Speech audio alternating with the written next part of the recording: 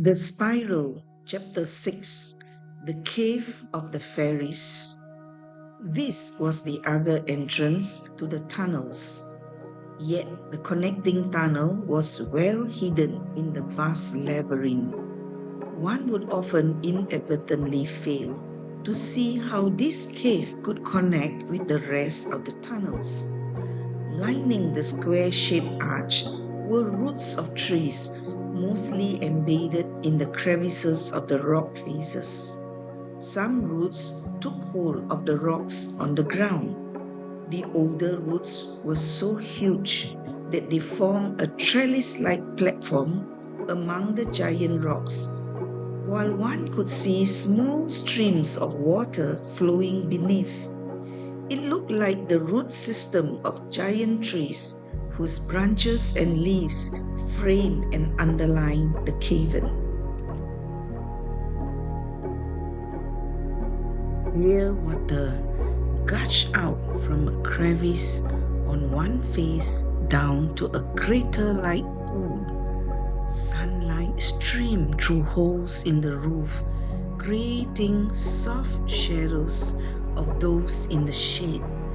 Colors of the rainbow appeared, disappeared, shifted, and fell on the reflections of the water and the faces of the cave with the movement of the sun across the sky.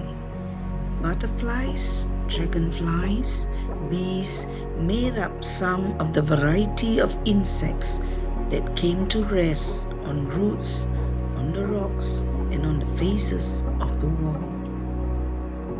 It was here that newcomers waited for Gora. Older members also came to watch. Instruments made of reeds were blown, making long, hollow, echoing rhythms. Then the tinkling of bells. Not everyone was allowed here. However, children were given exclusive rights to its use. They could spend long hours here. Gora spent long hours with the children here. He connected with them until they looked to him more than their parents. To them, he was the giver of enjoyment and liberty. He played games with them. The older ones played with younger ones. Some games were funny. Some just were too easy to score. Some need thinking skills, but some were violent. In all games, winning brought the best rewards. Winning gave the privilege to be closer to Gora. The older ones played games that brought them to another dimension. They knew the ritual so well. When they slept, they would act out the ritual and they would go into this other dimension. A gatekeeper at each level indicated the level. Many could get through until the level where the gatekeeper had to be railed in their dreams. If not, they had to keep on playing the games until it happened. Those who passed need not come here physically, for they could do so in their dreams as well. Luta's son was one of those who failed countless times. He blamed his parents for the failure. He could not remember his dreams most times. When he could, he saw his mother instead of the gatekeeper. Sometimes it was a dragonfly. He would refuse to eat until his parents promised him that they would get him closer to Gora. That did not work either. He became depressed. Luta watched him with anguish. From then on, Luta and her husband resolved to leave the tunnels. One day, the earth shook and threatened to destroy the cave of the fairies.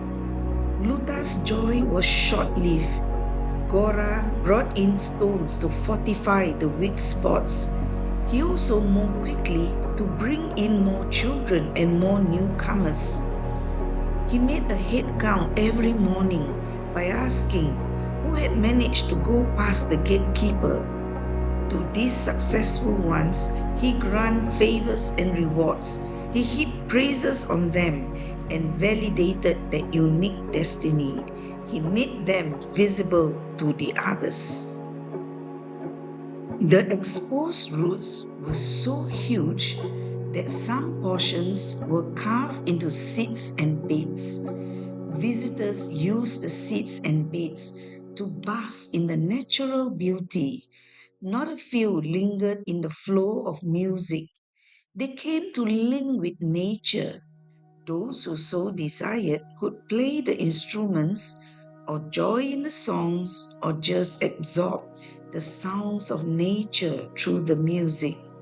For that, they had to pay a hefty entrance fee.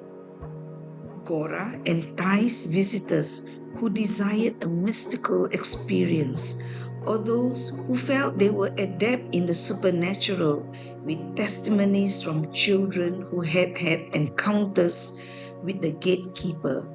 He pandered to their egos until they became ensnared by his promises of great experiences. Some donated financially, while others joined the people of the labyrinth.